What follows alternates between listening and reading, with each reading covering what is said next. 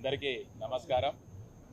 నేను ముందుగా ఒక మధ్యతరగతి రైతు కుటుంబం నుంచి రావడం జరిగింది. ఒక సామాన్య కార్యకర్తను భారతీయ జనతా పార్టీలో మాత్రమే గుర్తించడం జరుగుతుంది. ఈ రోజు నన్ను గుర్తించినందుకు ఇది కార్యకర్తల అందరి విజయం.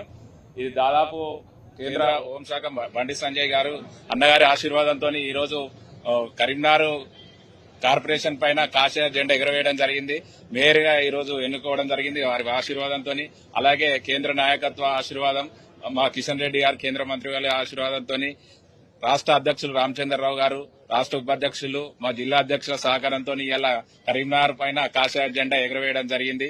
ఎన్నో సంవత్సరాల నుంచి కార్యకర్తల కళను ఇలా నెరవేర్చడం జరిగింది. గతంలో స్మార్ట్ సిటీ కింద నిధులు తీసుకురావడం వల్ల అభివృద్ది జరిగింది. ఆ అభివృద్ధిని చూసి బండి సంజయ్ అన్న గారి ఆధ్వర్యంలో ఇంతమంది కార్పొరేటర్లను గెలిచి ఇలా కరీంనగర్ కార్పొరేషన్ ను కైవసం చేసుకోవడం జరిగింది.